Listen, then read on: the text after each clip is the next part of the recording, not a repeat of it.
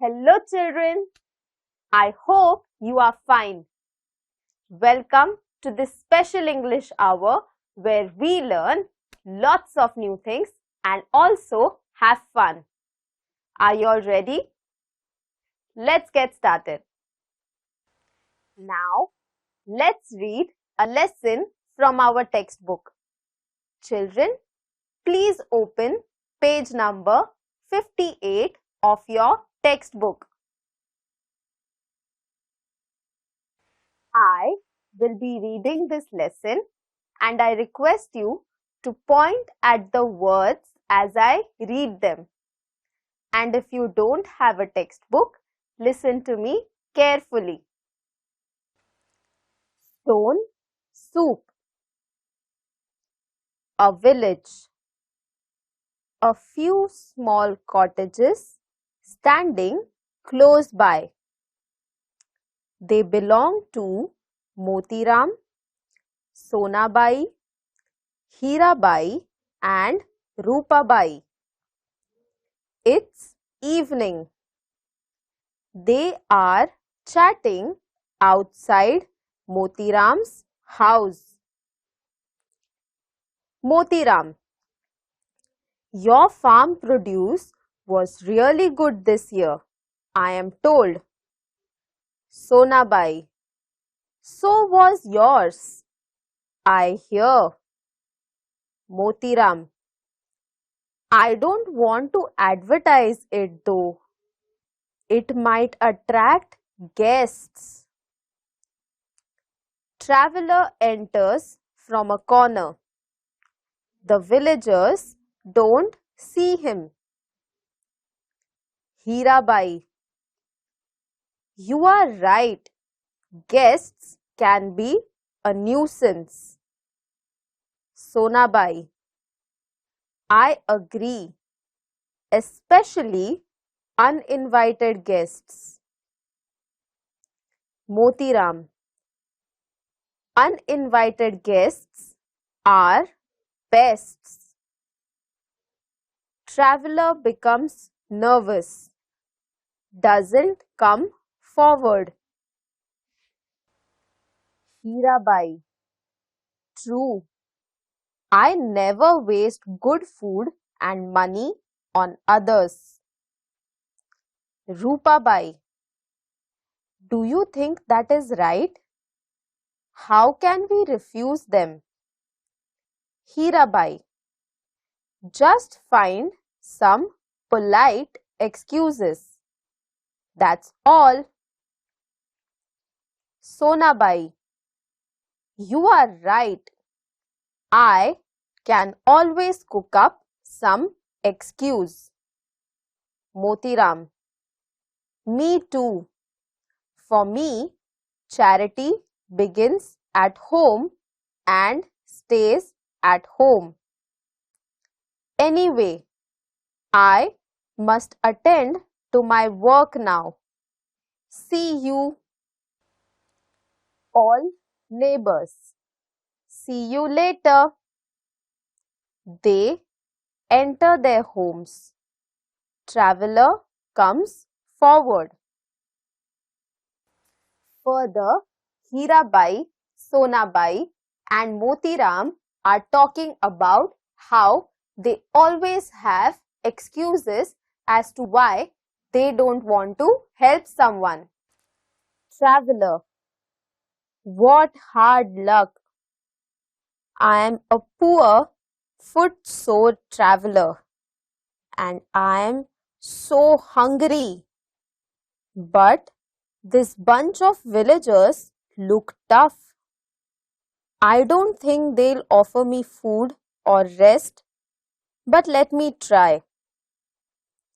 He knocks on Motiram's door. Motiram opens the door. Motiram. Yes. Who are you? And what do you want? Traveler. I am a traveler.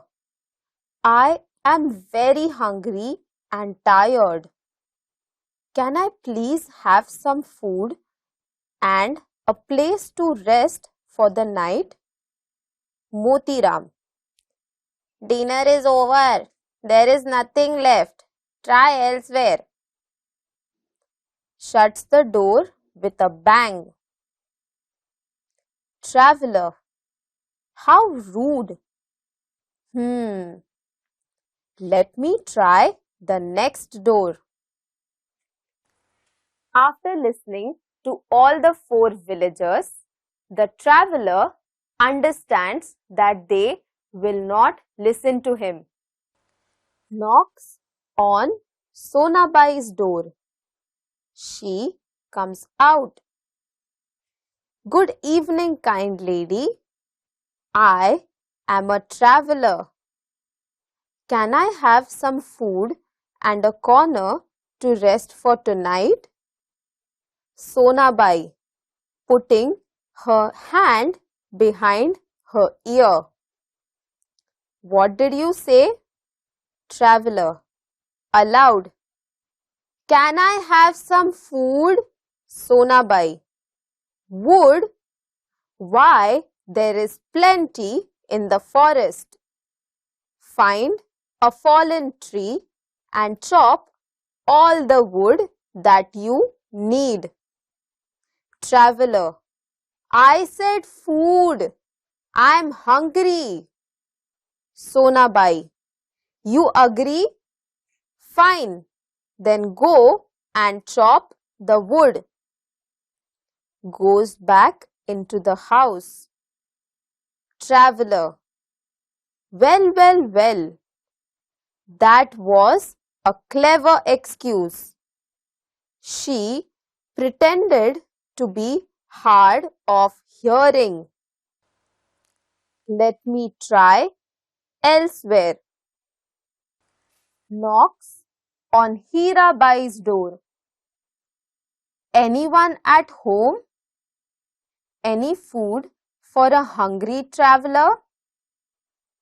Hirabai comes out. Good evening. Ma'am, I wonder if I could get something to eat and a place to rest for the night. Hirabai, pretending not to understand his language. Ogiyawa onduvna anter srof enoya ere? Traveler, I don't understand you. Hirabai, shaking her hand. Dug, I don't know what og elsewhere. Goes back inside, leaving the traveler bewildered. Traveler, so that was her trick, talking gibberish. I am not defeated. Now the traveler goes to Hirabai. He also tells her that how he is a traveler who is tired and sleepy. But Hirabai is smarter than Sonabai. She acts as if she does not understand what the traveler is saying. Whenever the traveler asks any question to Hirabai, she replies in a gibberish language. And now the traveler is confused. He doesn't know how to react. But he realizes that Hirabai is also playing a trick with him. But the traveler requires food and rest, which is why he decides to go next door. knocks on Rupabai's door. She comes out. Rupabai: Yes. Who are you, young man? I have not seen you around. Traveler: I am a traveler and I wondered if I could get some food as well as a corner to rest for this night. Rupabai thinks, Alas, my larder is empty. I am so hungry myself, but I have nothing left in the house. Traveler: I am sorry to hear that. Rupabai: I am sorry too, but I can't help it. Sorry, turns to leave. Traveler aloud: Wait, madam. If you are also hungry, I can make us both some. Now the traveler goes to Rupabai. Rupabai hears out the traveler and then she thinks for a moment. But she finally refuses the traveler. But the traveler has an idea. He asks Rupabai if she could arrange a big pot and some boiling water. And using this, the traveler can create the most delicious soup.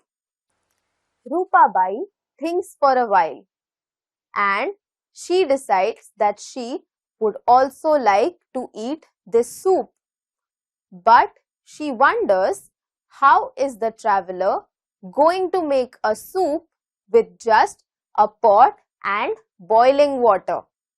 And to that, the traveler says that he has a magic stone, which is why Rupabai decides to help him. Rupabai goes back to her cottage. Traveler collects wood and makes a fire in one corner. Other neighbors peep out from their door or windows and watch quietly but curiously. Rupabai comes out with a very big pot. Rupabai: Here is your pot of water. Traveler: Thank you. Now just wait and watch. Puts the pot on the fire. Takes out a stone from his pocket and drops it in the pot. Rupabai: A magic stone that makes soup? I can hardly believe this. Sits down to watch. Traveler sniffing and pretending to enjoy the aroma. Ah, lovely! It's going to be really delicious. To Rupabai: If only we had 1 or 2 potatoes to add. It tastes heavenly with potatoes. But alas, we don't have any. Rupabai: 1 or 2 you said. Let me see if I have just 1 or 2 left somewhere. Brings a few peeled potatoes. Here, luckily, I had just a few left. I've even peeled them for you. Traveler: Wonderful! Now, Rupa Bai goes back to her cottage to get a big pot of water. Until then, the traveler lights fire. Everyone in the neighborhood peep outside their windows to see what is happening. Puts the potatoes in the pot, stirs for some time and sniffs again. What with the potatoes you've given, the soup will now be terrific. Sniffs.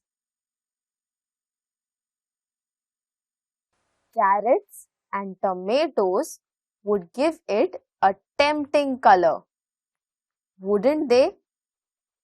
But that would be too much to hope for.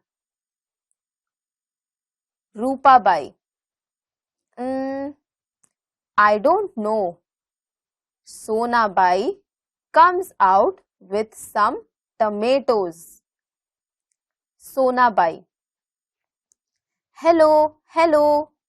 Maybe I can be of some help. I had reserved these tomatoes for tomorrow, but I am always willing to help, you know. And I know that Hirabai has plenty of carrots, but I am not sure if she'll share a few with us. Hirabai enters with a few carrots. I don't have plenty. In fact, I too was reserving these for tomorrow. But never mind.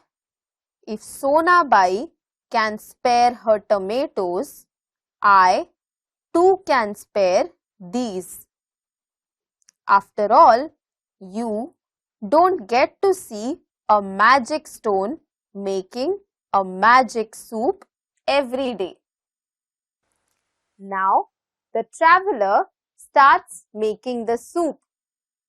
He tells Rupa Bai that the soup would taste even better if they had some tomatoes and carrots. Hearing this, Sona Bai steps in and she says that she has some tomatoes that she was planning to use in the next day's lunch, but she is ready to help.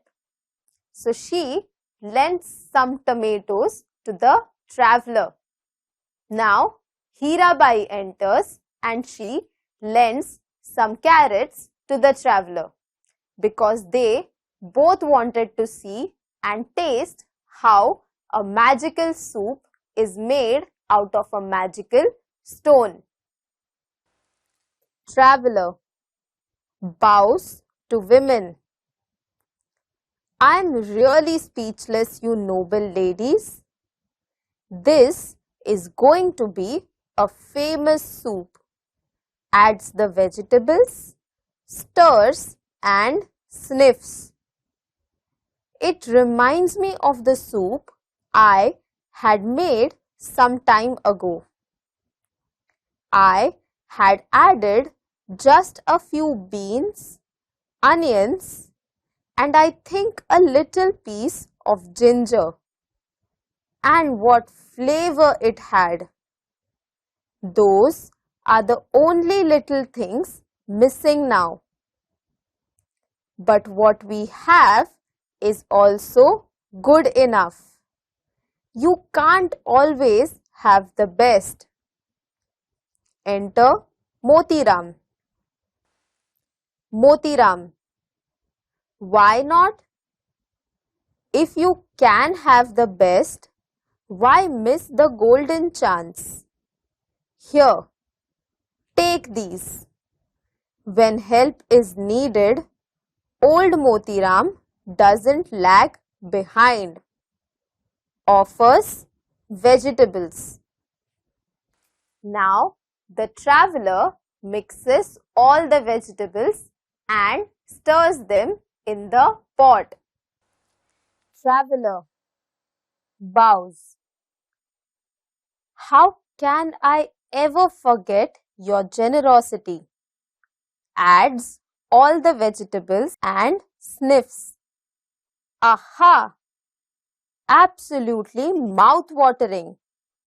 What flavor! What aroma! What taste! Takes a sip. Marvelous! If only I could add a pinch of salt, it would be perfect. Rupabai: I'll get some salt and bowls for all of us. Traveler: Thank you. I was about to suggest that. Exit Rupabai: You are all being so kind and helpful. It's an unforgettable experience.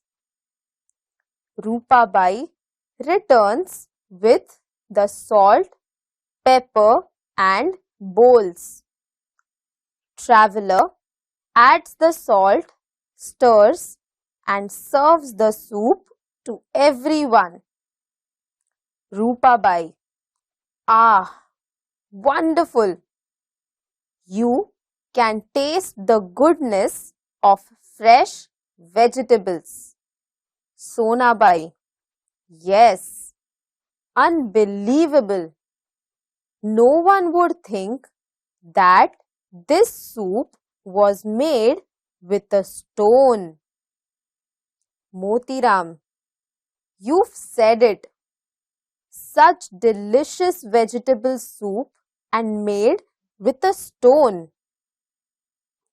Hirabai: I wonder what happens to the stone. Does it melt away? Traveler: Oh no, it remains the same. Takes out the stone from the pot. Take a look. This was the stone that made the soup. Aside to the audience. Have you guessed the secret of the stone soup? Smiles. You can make it even without the stone. Curtain as everyone enjoys the soup. Everyone enjoys the soup and they just can't believe that the traveler was able to make this soup using a stone. Just then they start wondering what happens to the stone. And the traveler says that the stone remains the same. And he tells a secret to this magic soup. He says that this soup can even be made without the magic stone.